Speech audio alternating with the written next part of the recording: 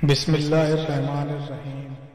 حضرت آدم علیہ السلام کی پیدائش سے پہلے اس دنیا میں کیا تھا، اس کے بارے میں سائنسدانوں کی مختلف رائے ہے۔ کچھ سائنسدان کو خیال ہے کہ حضرت آدم علیہ السلام کے پیدا ہونے سے قبل دنیا میں لوگ زندگی بسر کر رہے تھے۔ بعض سائنسدان کہتے ہیں کہ حضرت آدم علیہ السلام کے زمین پر اترنے سے پہلے یہاں کئی صدیوں تک ڈائناسور زندگی بسر کر رہے تھے۔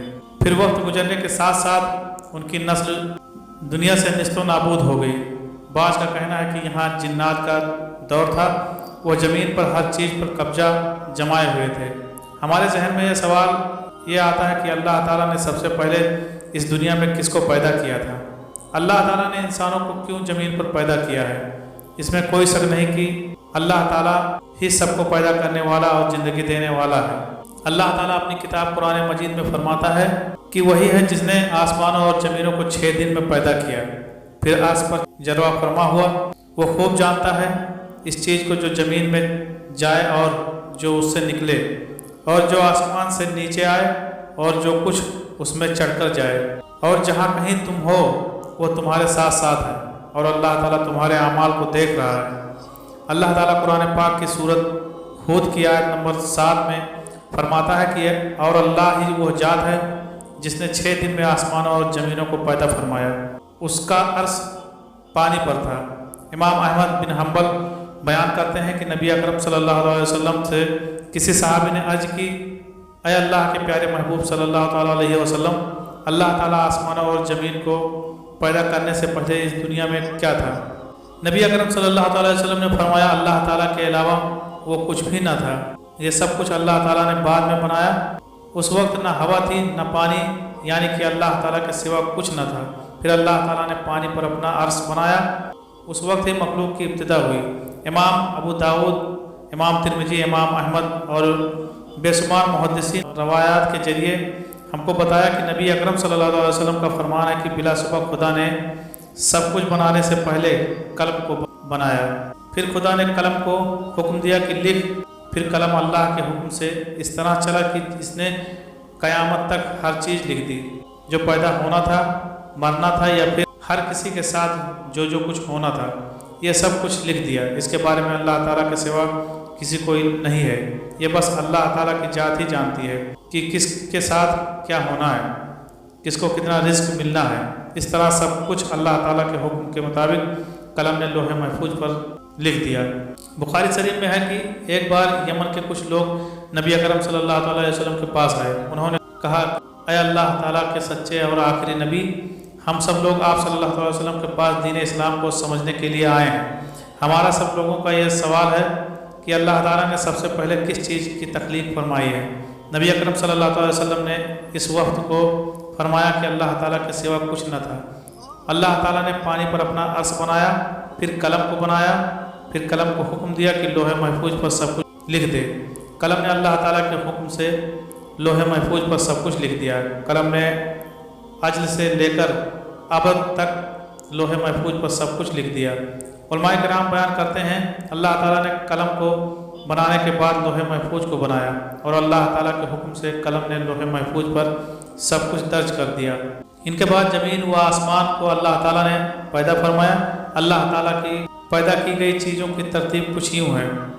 مسلم شریف میں کچھ اس طرح سے بیان کیا گیا ہے کہ حضرت ابو ہریرہ رضی اللہ عنہ مروی ہے کہ آقا دو جہاں حضرت محمد مصطفیٰ صلی اللہ علیہ وسلم نے میرا ہاتھ پکڑا اور ارشاد فرمایا کہ اللہ تعالیٰ نے ہفتے کے روز مٹی کو بنایا، اتوار کو پہاڑ اور زمین، پیر کو درخت پیدا فرمائے، منگل کو اللہ تعالیٰ نے مشکلات، بیماریاں، جراثیم، مصائب اور بہت قسم کی تکلیفوں کو پیدا کیا۔ اللہ تعالیٰ نے نور کو بدھ کے دن تخلیق فرمایا، جمعرات کے دن اللہ تعالیٰ جانور، چرند پرند کو پیدا فرمایا، پھر اللہ تعالیٰ نے جمعہ کو عصر سے لے کر رات ہونے تک کے درمیانی وقت میں حضرت آدم علیہ السلام کو پیدا فرمایا تھا۔ اللہ تعالیٰ نے سب کچھ پیدا کرنے کے بعد سب سے آخر میں انسان کو پیدا کیا، یعنی کہ حضرت آدم علیہ السلام کو پیدا فرمایا۔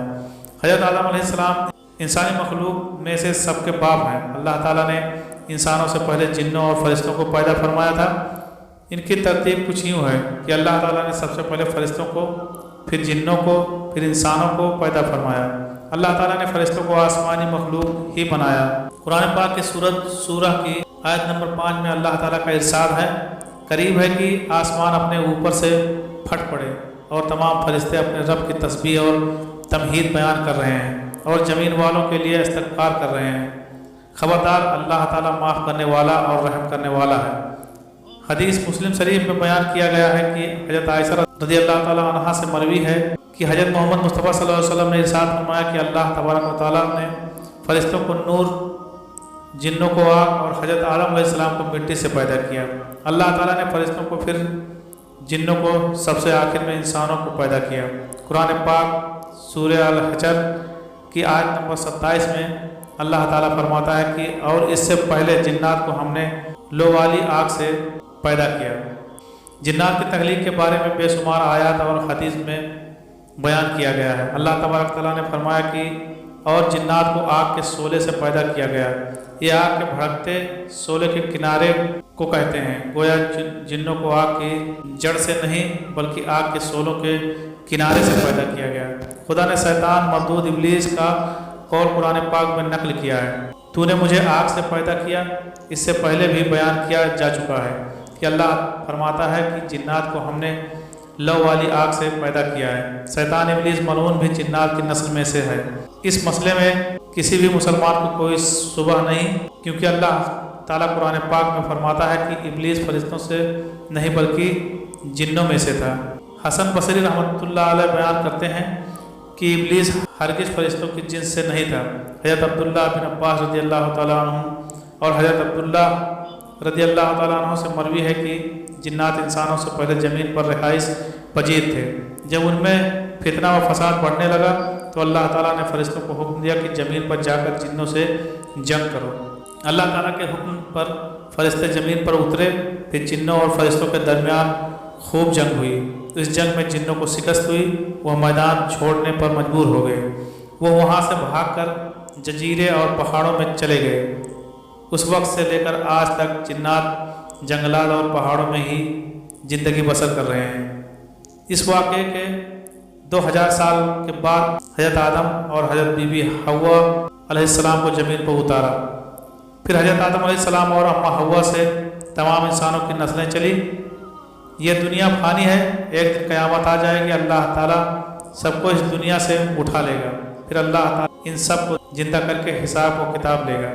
جس کے نیک اعمال زیادہ ہوں گے ان کو جنت میں، اور جن کے برے اعمال زیادہ ہوں گے ان کو جہنم میں بھیج دے گا۔ اللہ سے دعا ہے ہمیں نیک اعمال کرنے اور برے کاموں سے دور رہنے کی توفیق عطا فرمائے۔ آمین یا رب العالمین۔